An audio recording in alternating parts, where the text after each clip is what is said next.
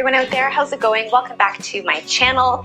In today's video, I'm going to be talking about how to get started with meal planning in 6 simple steps. Step number 1 is to make a master list of all of your favorite recipes, the ones that you love, the ones that your family loves, that you know how to cook. This is going to really help to make the meal planning process, which we'll get to in a moment, a lot easier because you can refer to that master list and you can always add to this list. In fact, it's something that I encourage you to do, is to add to this list anytime you try a new recipe that you really like. Number 2 is to choose the day of the week that you will be doing your grocery shopping on. So for most of us, I think this tends to be on the weekends, on a Saturday or a Sunday. But if there's another day of the week that just works really well for you, then kind of make that your grocery shopping day. Step number 3 is to take a look at your calendar and just see if you have anything upcoming in the week ahead. Are there any particular activities, anything that you have planned, just so that you know for when you are doing your meal planning, because sometimes things come up and we don't necessarily, need to be cooking every single night of the week.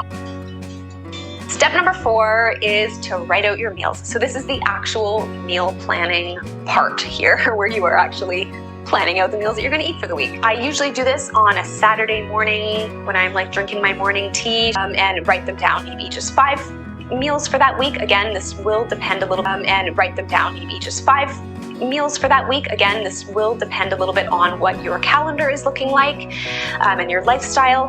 But what I will say here is it can be really helpful to write down 1 extra meal just so that you have some extra ingredients on hand for if you want to switch things up in the week. That's totally fine too. So some examples might be a veggie stir fry, maybe salmon with some veggies and a potato salad, a bean soup, or some kind of stew. Step number 5 is to write out your grocery list. So this is the list that you will be writing based on those meals that you have written down. And what are the ingredients that you need for them? It might sound tedious or like it would take a long time, but it really doesn't. It doesn't take long at all.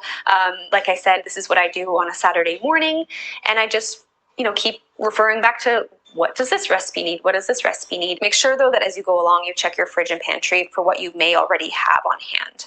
Number 6 is to get started with your meals that you have planned out for the week. So what you want to do here is to keep your meal plan that you have written out for the week, all of those meals that you are planning on cooking, keep it handy. Post it on your fridge or keep it on a shelf somewhere in your kitchen, or just where it's easily visible so that you can refer to it throughout the week, so that you know what you are making for each night.